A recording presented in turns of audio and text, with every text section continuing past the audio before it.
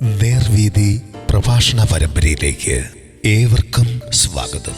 സുവിശേഷകൻ കുഞ്ഞുമോൻ തോട്ടപ്പള്ളി ഇപ്പോൾ നിങ്ങളുമായി ദൈവവചനം പങ്കുവയ്ക്കുന്നു. ശ്രദ്ധിച്ചാലും.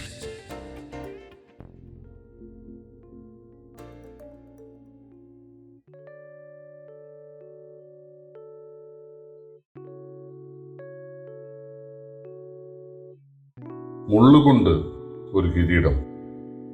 ദൈവനാമത്തിന് മഹത്വം ഉണ്ടാകട്ടെ. യോഹന്നാൻ സുവിശേഷം 19-ാം അധ്യായത്തിൻ്റെ 1 മുതൽ 3 വരെയുള്ള വാക്യങ്ങൾ ഞാൻ വായിക്കുന്നത് ശ്രദ്ധിച്ചാലും. അനന്തരം പീലാത്തോസ് യേശുവിനെ കൊണ്ടുപോയി വാറുകൊണ്ട് അടിപ്പിച്ചു. പടയാളികൾ മുള്ളുകൊണ്ടൊരു കിരീടം മെടഞ്ഞ് അവൻ്റെ തലയിൽ വെച്ചു, ധൂമ്രവസ്ത്രവും ധരിപ്പിച്ചു. അവൻ്റെ അടുക്കൽ ചെന്ന് യഹൂദന്മാരുടെ രാജാവേ, ജയ ജയ എന്ന് പറഞ്ഞവനെ കന്നത്തടിച്ചു.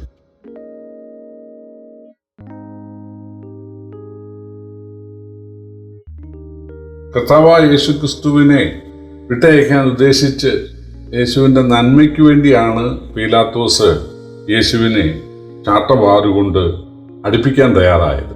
സാധാരണ കുരിശിച്ചു കൊല്ലുന്ന ഒരാളെ ചാട്ടവാറുകൊണ്ട് അടിക്കാറില്ല. ചാട്ടവാറുകൊണ്ട് അടിക്കപ്പെടുന്നയാൾ കുരിശിക്കപ്പെടേണ്ട ആവശ്യവുമില്ല. ഇതിലേതെങ്കിലും ഒന്ന് മതി. കർത്താവായ യേശുക്രിസ്തുവിനെ ആപാദചൂഡം അടിച്ച് വികൃതനാക്കി, കണ്ടാൽ ആളല്ല എന്ന് തോന്നുമാറ്. യേശുവിൻ്റെ കാര്യത്തിൽ മാത്രമല്ല, റോമാ ഗവൺമെൻറ് അവരുടെ ശിക്ഷ അങ്ങനെയാണ് നടപ്പാക്കുന്നത്. യഹൂദന്മാരെ സംബന്ധിച്ച് അവരും ചാട്ടവാറുകൊണ്ട് അടിക്കാറുണ്ട്. പക്ഷെ അത് 39 അടി അടിക്കും. അതായത് 40 അടി അടിക്കാം. പക്ഷേ ഏതെങ്കിലും നിലയിൽ ഒരു കണക്ക് തെറ്റി അങ്ങനെ ആയാൽ 41 ആകാൻ പാടില്ല.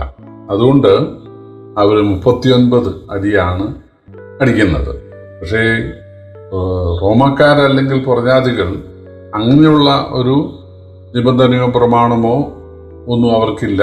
അവർ ശരിക്കും ദേഹം മുഴുവൻ അടിച്ച് പൊട്ടിക്കുകയാണ്. വാസ്തവത്തിൽ അത് പഴയ നിയമത്തിൽ എഴുതിയിട്ടുണ്ട്. ഉഴവുകാർ എൻ്റെ മുതുകിന്മേൽ ഉഴുതു, ഉഴവ് ചാലുകളെ നീളത്തിൽ കീറിയിരിക്കുന്നു എന്ന ശാപ്രവണത്തിലുണ്ട്. അപ്പോൾ കർത്താവായ യേശുക്രിസ്തു തീർച്ചയായിട്ടും ചാട്ടവാറുകൊണ്ട് അടിയേൽക്കപ്പെടണം എന്ന് പിതാവായ ദൈവം തീർച്ചയായിട്ടും നിശ്ചയിച്ചിരുന്നു. പീലാത്തോസ് ഇതൊന്നും അറിഞ്ഞുകൊണ്ടല്ല. യേശുക്രിസ്തു ഒരു പ്രവാചകനായിരിക്കാം, അല്ലെങ്കിൽ യഹൂദന്മാർക്ക് ഇങ്ങനെ ദൈവദൂതന്മാരുടെ പ്രത്യക്ഷതയൊക്കെ ഉള്ളതായിട്ട് ഈ പ്രജാതിയായി പീലാത്തോസ് കേട്ടിട്ടുണ്ട്. ചിലപ്പോൾ അങ്ങനെ ആയിരിക്കാം എന്നുള്ള നിലയിൽ അദ്ദേഹം ആകെ കൺഫ്യൂഷനിലായിരുന്നു. എന്നാൽ യേശുക്രിസ്തുവിൻ്റെ വിസ്താരം പലതവണ വിസ്തരിച്ചു. താനും വിസ്തരിച്ചു, ഹേരോദാവും വിസ്തരിച്ചു, മഹാപുരോഹിതന്മാരും സന്നിധിനി സംഘവും ഒക്കെ വിസ്തരിച്ചു. അപ്പോൾ പീലാത്തോസിൻ്റെ ഈ അവസാന വിസ്താര സമയത്ത് എന്തെങ്കിലും ഒരു തെറ്റ്, ഇവർ പറയുന്ന തെറ്റൊന്നും, ഒരു മരണശിക്ഷയ്ക്കുള്ള തെറ്റൊന്നും പീലാത്തോസ് കാണുന്നില്ല. ഇദ്ദേഹം ന്യായാധിപനായിരിക്കുന്നത് ആദ്യമല്ലല്ലോ, എത്രയോ വർഷങ്ങളായി. അപ്പോൾ ഒരാൾക്കൊരു ക്യാപിറ്റൽ പണിഷ്മെന്റ്, ഒരാൾക്ക് ഒരു മരണശിക്ഷ, തുക്കിലേറ്റിയുള്ള മരണശിക്ഷ എന്ന് പറയുന്നത് അത് അതിനീചമായ കൃത്യങ്ങൾ ചെയ്ത ആളുകൾക്ക് ഉള്ളതാണ്. അത് അദ്ദേഹത്തിന് അറിയാം. അതുകൊണ്ടാണ് പീലാത്തോസ് പറഞ്ഞത്, മരണയോഗ്യമായതൊന്നും ഞാൻ കാണുന്നില്ല. അപ്പോൾ അവർ പറഞ്ഞു, അല്ല, അവനെ ക്രൂശിക്കാം.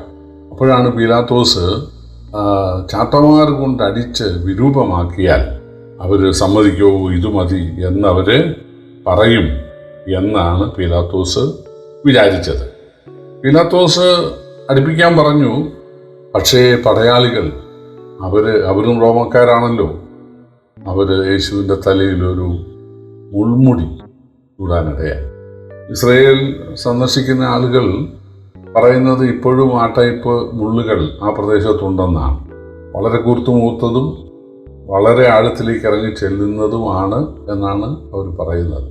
അപ്പം അങ്ങനെയുള്ള മുള്ളുകൊണ്ട് ഒരു പരിഹാസ കിരീടം ഉണ്ടാക്കി യേശുവിൻ്റെ തലയിൽ വെച്ചിട്ട് ഇരിക്കുകയാണ്. അപ്പോൾ തീർച്ചയായിട്ടും ആ മുള്ള് തറയ്ക്കുന്നതിനാൽ രക്തം മുഖം മുഴുവൻ, അല്ലെങ്കിൽ ആ വസ്ത്രം മുഴുവൻ രക്തമാകാനായിട്ട് സാധ്യതയുണ്ട്. തൽഫലമായിട്ട് ഇത് മനുഷ്യനാണോ എന്ന് തോന്നത്തക്കവണ്ണമുള്ള അത്ര വൈരൂപ്യം ഉണ്ടായി. അങ്ങനെ ഉണ്ടാകണം, മനുഷ്യവർഗത്തിന് വീണ്ടെടുപ്പുണ്ടാകണമെങ്കിൽ അങ്ങനെ ഉണ്ടാകണം.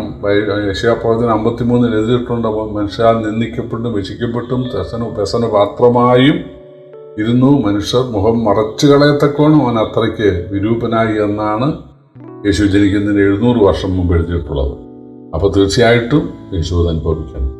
പിന്നെ എന്തിനാണ് ഈ പടയാളികൾ മുള്ളുകൊണ്ടൊരു കിരീടം മടഞ്ഞ് യേശുവിന് തലവെച്ചത്? 2 കള്ളന്മാരെ അല്ലെങ്കിൽ 2 ദുഷ്പ്രവർത്തിക്കാരെ യേശുവിൻ്റെ വലത്തുഭാഗത്തും കുരിശിച്ചു. അവരുടെ ഒന്നും തലയിൽ മുൾമുടി വെച്ചില്ല. എന്തിനാണിത് വെച്ചത്? എന്തിനാണിത് വെച്ചതെന്ന് പടയാളികൾക്ക് അറിഞ്ഞുകൂടാ, പിലാത്തോസിന് അറിഞ്ഞുകൂടാ. പക്ഷേ ഏദൻ തോട്ടത്തിൽ മനുഷ്യൻ ആദമും ഹവ്വയും പാപം ചെയ്ത് കഴിഞ്ഞാണ് ഈ ലോകത്തിൽ മുള്ളുണ്ടാകാനിടയായി. മുള്ളും പറക്കാരെയും നിനക്ക് ഭൂമിയിൽ മുളയ്ക്കാനിടയാകും. അത് നിന്റെ കൃഷിയെ ബാധിക്കും, നിന്റെ വരുമാനത്തെ ഉപജീവനത്തെ ബാധിക്കും, നിന്റെ സുഗമമായ യാത്രയൊക്കെ ബാധിക്കും എന്നാണ് ദൈവം പറഞ്ഞത്.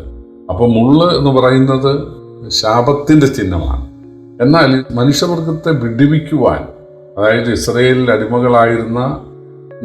അടിമകളായിരുന്ന ഇസ്രയേലിനെ വിടുവിക്കാൻ ദൈവം തീരുമാനിച്ചപ്പോൾ ഒരു മുൾപ്പടർപ്പുള്ള ഒലിവ പർവ്വതത്തിൽ ആടിനെ മേയിച്ചുകൊണ്ടിരുന്ന മോശയ്ക്ക് ഒരു ദർശനമുണ്ടായി. അത് മുൾപ്പടർപ്പിൻ്റെ മീതെ ദൈവം വസിക്കുന്നു. തേജോമയനായ ദൈവം, അല്ലെങ്കിൽ ഒരു അഗ്നിജ്വാല. പക്ഷേ മുൾപ്പടർപ്പ് വെന്തു പോകുന്നില്ല. അപ്പോൾ പുറപ്പാട് പുസ്തകം 3-ാം അധ്യായത്തിൽ നാം കാണുന്ന ദൈവപ്രത്യക്ഷതയിൽ മുള്ളിന് മീതെ ദൈവം വസിക്കുകയാണ്.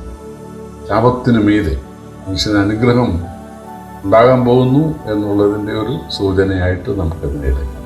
എന്നാൽ ഇവിടെ പീലാത്തോസിന് മുമ്പിൽ യേശുവിൻ്റെ തലയിൽ മീതെ മുള്ളു വരികയാണ്. മനുഷ്യൻ്റെ ശാപം യേശുവിൻ്റെ തലയിൽ താൻ ഏറ്റെടുക്കുന്നു. അതാണ് അതിൻ്റെ അർത്ഥം. പ്രിയപ്പെട്ടവരെ, നമ്മയൊക്കെ രക്ഷിക്കുവാൻ, മനുഷ്യരെ, പാപികളെ, നരകയോഗ്യരായവരെ സ്വർഗാവകാശികളാക്കുവാൻ നമ്മുടെ കർത്താവ് സകല ശാപവും സകല ശിക്ഷയും അനുഭവിച്ചല്ലോ എന്നുള്ളത് ഓർത്ത് നമുക്ക് കർത്താവിനെ സ്തുതിക്കാം. ദൈവനാമം വാഴ്ത്തപ്പെടുമാറാകട്ടെ.